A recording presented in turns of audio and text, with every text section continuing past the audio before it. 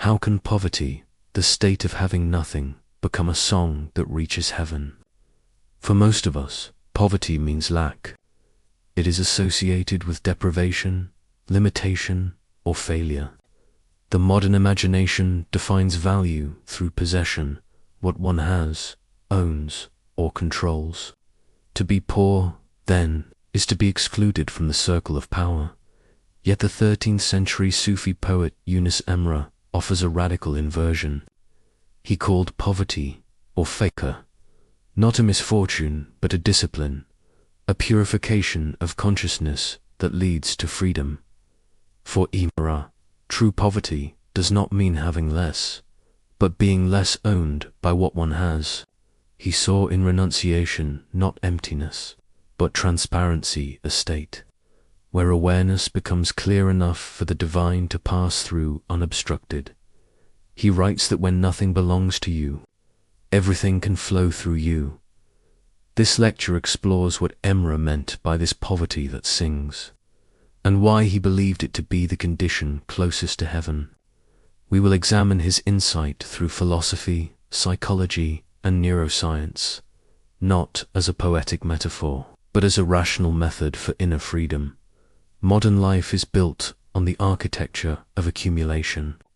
From the first day we enter society, we are trained to acquire material wealth, social recognition, even knowledge or spiritual progress. The unspoken assumption is that accumulation guarantees stability, but psychological research reveals the opposite. Studies on the hedonic treadmill show that the brain adapts quickly to pleasure. The satisfaction from gain fades almost immediately, replaced by a new desire.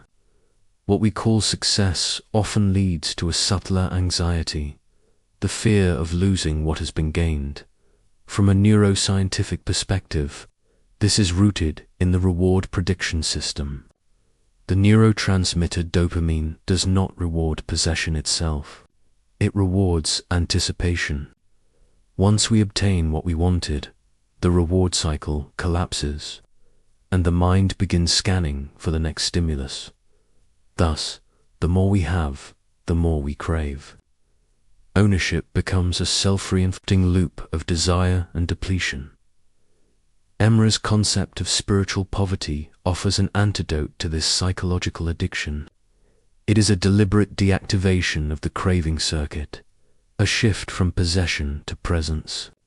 His question to the modern mind would be, if constant having produces constant hunger, could the discipline of having nothing be the key to inner stability?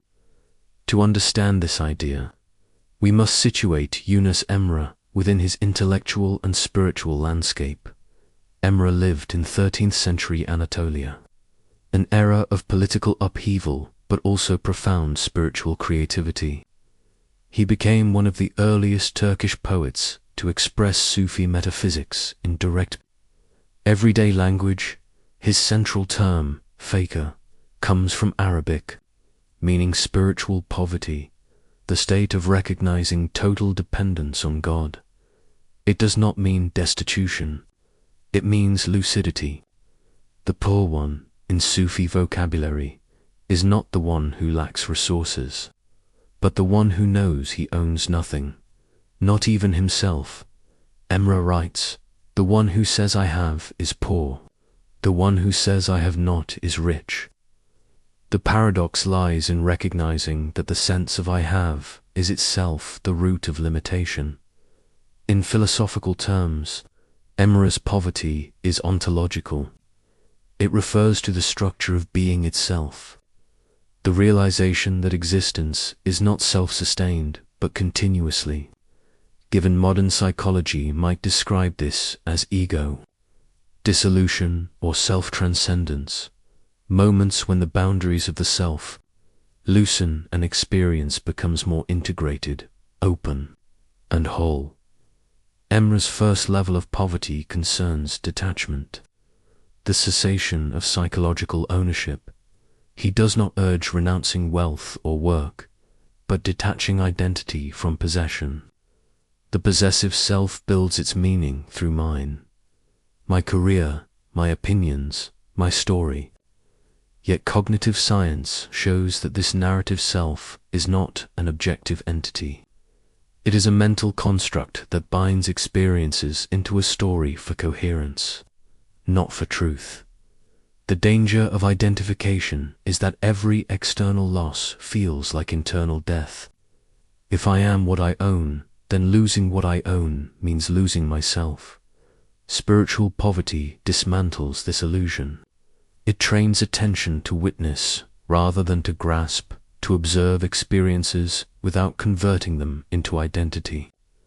In psychology, this resembles cognitive diffusion, the ability to see thoughts as passing events rather than absolute facts. This detachment strengthens emotional regulation and decreases reactivity. When the I stops being a collector and becomes a witness, awareness regains neutrality, and in that neutrality, freedom begins. For Emre, detachment alone is not enough.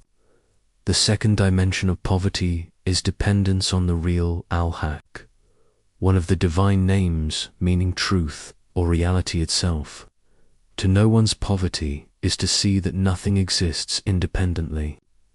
Every breath, thought, and action arises within an interdependent field. Modern cognitive science echoes this view. Perception and identity are not isolated functions, but co-constructed processes between the body, environment, and brain.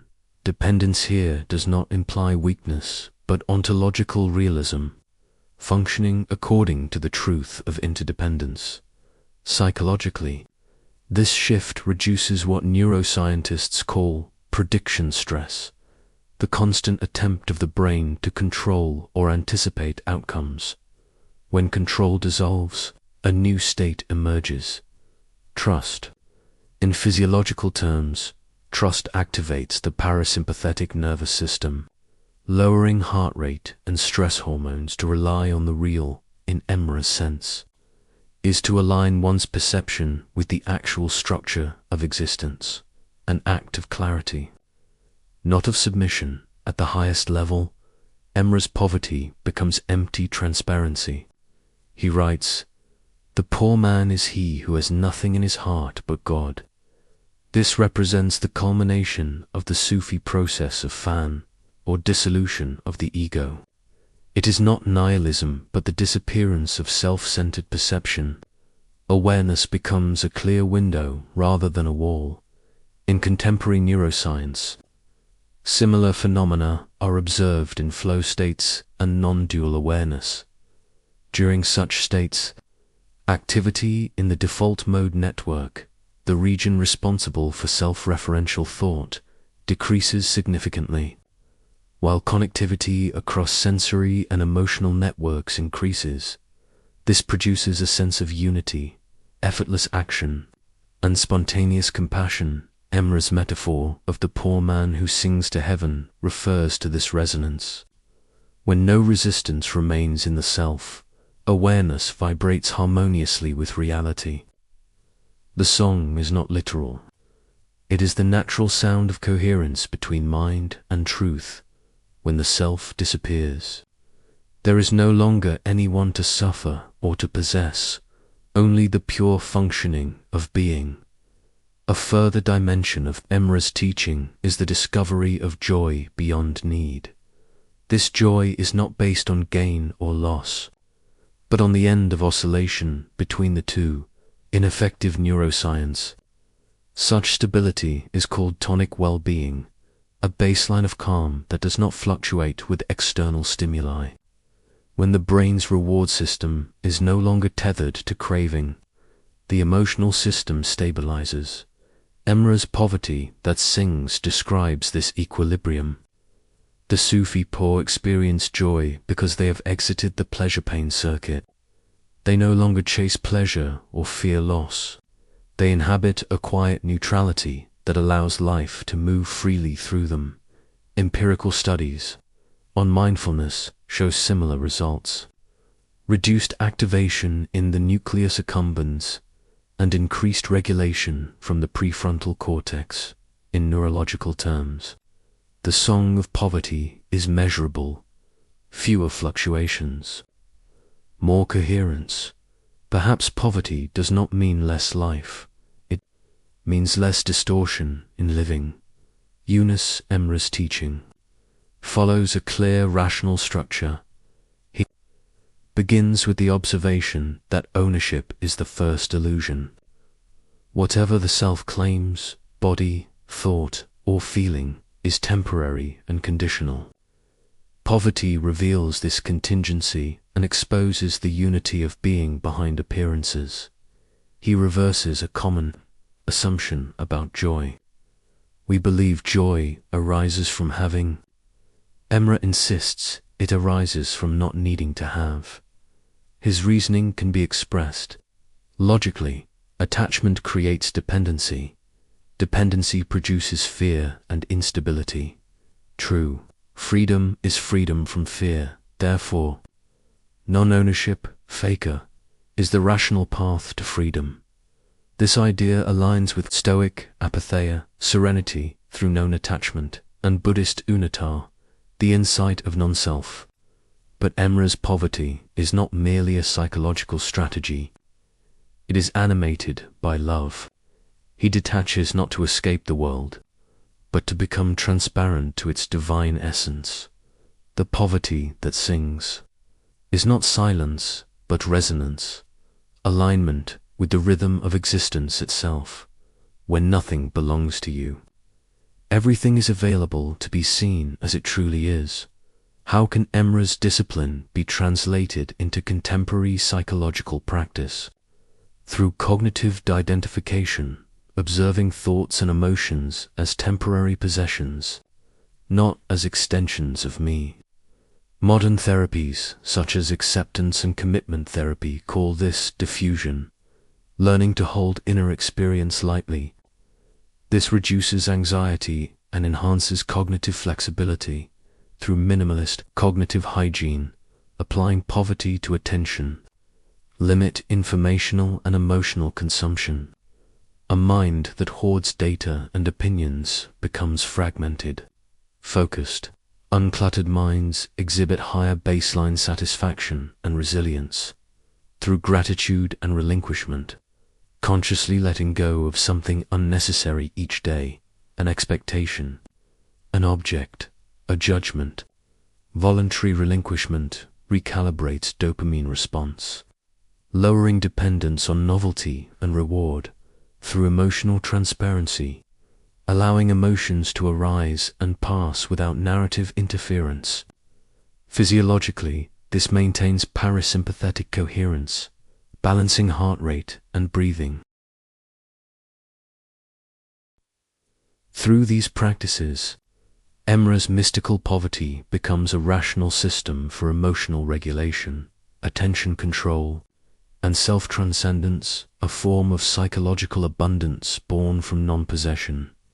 The richest mind, Emre might say, is the one that owns nothing and therefore loses nothing. Yunus Emre's poverty that sings to heaven is not deprivation but liberation. It dissolves the illusion that happiness lies in ownership. It replaces the logic of possession with participation, the recognition that life flows through us. Not from us psychologically, it manifests as equanimity and clarity.